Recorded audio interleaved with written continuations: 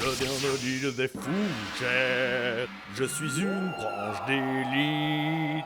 Jamais je ne manque ma cible, loulou la la lo.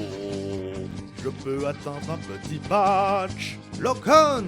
Même de loin je peux toucher votre mascotte, Locon.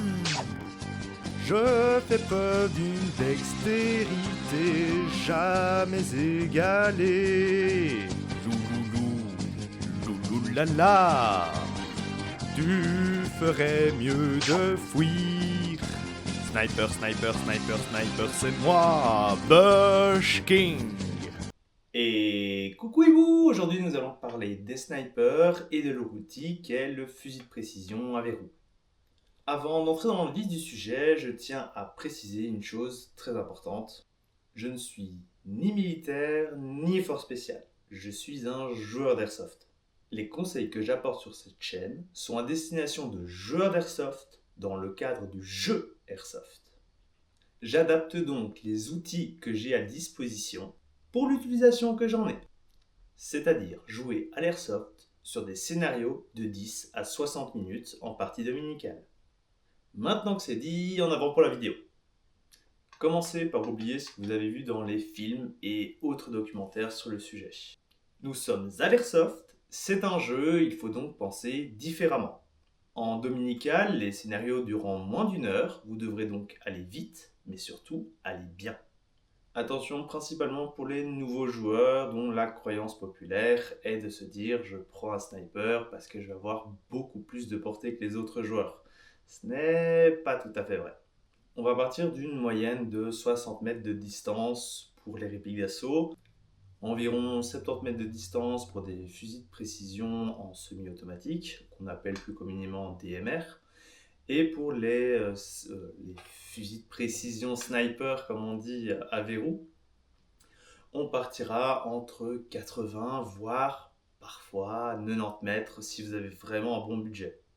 En résumé, si vous êtes nouveau joueur, sachez que vous partez avec une réplique plus encombrante, avec une cadence de tir vraiment médiocre et suivant les chargeurs des types de répliques, pas beaucoup d'emport de billes. En gros, pour gagner 10 à 20 mètres, vous avez pas mal de désavantages. Tout ça pour dire, si vous choisissez sniper pour faire un maximum de hoots, non, c'est vraiment pas son rôle. Le rôle du sniper est plutôt d'être le joueur réfléchi. Il doit comprendre le scénario, l'environnement et récupérer les bêtises de ses teammates tête brûlée qui foncent sans regarder. Il ne va pas chercher à faire 10 out, il va chercher à faire le out qui permettra aux assauts de se dérouler convenablement. Le sniper doit savoir lire le jeu et le terrain pour se placer convenablement. Par exemple, rester derrière les camarades pour les couvrir? Inutile. Se mettre tout devant pour faire du spawn kill? Ah ouais, là c'est utile et très fort. Par contre, niveau de gameplay, c'est dégueulasse. Il serait d'ailleurs intéressant que les joueurs oublient ce type d'approche afin que les organisateurs de parties puissent être un petit peu plus laxistes sur les snipers et leur donner plus d'avantages. Mais bon, ça, c'est un autre débat. En gros, quand on dit se placer correctement, c'est chercher un endroit utile au scénario en cours pour aider à la progression des rushers. On va rechercher un spot qui possède plusieurs qualités. Déjà, une bonne visibilité, et si possible, en hauteur. On va chercher à avoir le vent et le soleil dans le dos, et on va chercher un endroit qui possède soit des couverts, soit suffisamment de végétation pour pouvoir se camoufler. Le sniper doit également être capable de prendre rapidement des informations et les transmettre. En tant que rusher, avoir un sniper dans son équipe capable de nous transmettre le chemin le plus sécurisé pour nous passer, c'est du pain béni. Au niveau des entraînements à la maison, dans un premier temps, ce que je vous conseillerais, c'est de trouver une bonne sangle pour votre sniper et de travailler les transitions. Vous en aurez besoin dans les cas où vous tomberez nez à nez avec un joueur à faible distance. Ce sera du coup aussi très intéressant d'apprendre à se servir de sa réplique de poing et pour ce faire, je vous renvoie vers ma précédente vidéo. Ensuite, une autre chose qui est assez importante, le plus intéressant à travailler, mais qui sera très compliqué si vous n'avez pas le terrain adéquat, c'est la connaissance de votre réplique et du réticule de votre lunette. Donc ce que je vais plutôt vous dire, c'est penser que les ouvertures de terrain, ça se fait à telle heure, les joueurs arrivent à telle heure, le passage chrony à une autre heure. Soyez le premier arrivé sur le terrain et pendant que les autres se préparent, testez et apprenez votre réplique. Ici, pour les conseils, on va partir du principe que vous avez fait appel à un professionnel pour votre grade et que vous n'avez pas chipoté à votre réplique une fois à la maison. Vous avez donc un tir régulier et stable. Avoir une bonne compréhension de la trajectoire de sa vie et connaître l'impact des variations météorologiques sur les performances de tir de sa réplique est primordial pour un tir réussi. Pour vous aider, je vous conseille d'utiliser une lunette de visée équipée de ce type de réticule. Elle peut vous aider à estimer les distances en vous basant sur la taille moyenne d'un être humain et sur le nombre de graduations occupées par la cible dans votre réticule.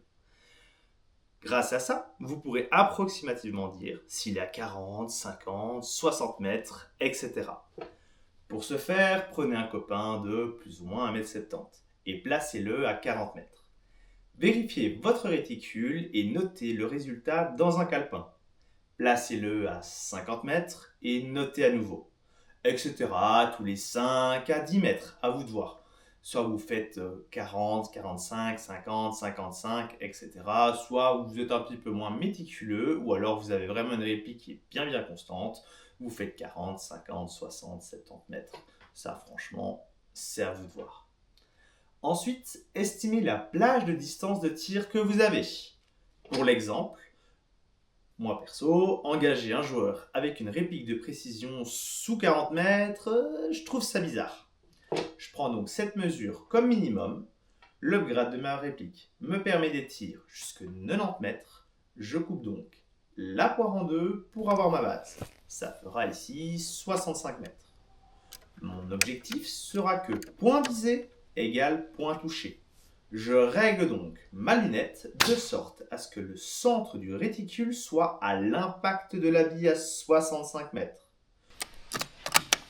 Donc voici un premier impact à 40 mètres, ce qui équivaut à mon réticule en affichant le numéro 8 à la deuxième graduation alors que je visais plein centre. Maintenant attention, à l'airsoft on n'aura pas spécialement un groupement de billes toujours parfait. Ça peut être intéressant de tirer à plusieurs reprises et de relier les points ou de faire un cercle et de prendre une moyenne. Voilà, seconde salle de tir ici à 50 mètres. On entoure, on fait notre petite croix et on a notre moyenne au 9. Nous voici aux 65 mètres que j'avais utilisé comme base tout à l'heure. Bon, on voit que le groupement il commence à devenir un petit peu plus compliqué. Mais on reste toujours dans quelque chose plus petit que la paume de la main, ce qui est quand même assez correct. Merci aux mécanos. Et on continue ainsi de suite jusqu'à la distance maximale. Attention que à 90 mètres, vous risquez très certainement d'avoir un groupement comme ceci. Bon, j'ai voulu tester ce que je pensais à 80 mètres. La dispersion elle est pas aussi dégueulasse que je pensais, mais une ici, une là, une là, une ici, et en vrai j'en ai tiré 7. Donc il y en a qui se baladent probablement plus haut, plus à droite, plus à gauche, je ne sais pas. Après 80 mètres quand même, c'est vraiment pas dégueu. Bon, je testerai bien à 90 mètres, mais à mon avis, on va plus partir sur du tir un peu chance. Mais enfin, ça touche. Maintenant que vous connaissez parfaitement la trajectoire de votre bille et que grâce à votre réticule, vous pouvez rapidement savoir à quelle distance se trouve votre cible, vous pouvez maintenant savoir à quelle graduation viser pour atteindre votre cible à tous les coups. Attention quand même, prenez note que la météo peut avoir un impact sur la trajectoire de votre bille. Et l'usure de votre joint-up également. Aussi, quand je parle de météo, on pense tout de suite au vent. Mais sachez que l'humidité et d'autres paramètres doivent être pris en compte également. Maintenant, c'est de la micro-optimisation. Normalement, ça devrait bien se passer dans la majeure partie des cas. Et voilà, ce sera tout pour cette vidéo. J'espère que mes conseils vous auront été utiles. N'hésitez surtout pas à débattre dans les commentaires ou sur le Discord si vous avez des conseils d'optimisation ou des exercices à faire à la maison. Je viens de l'île des fougères, je suis une branche d'élite.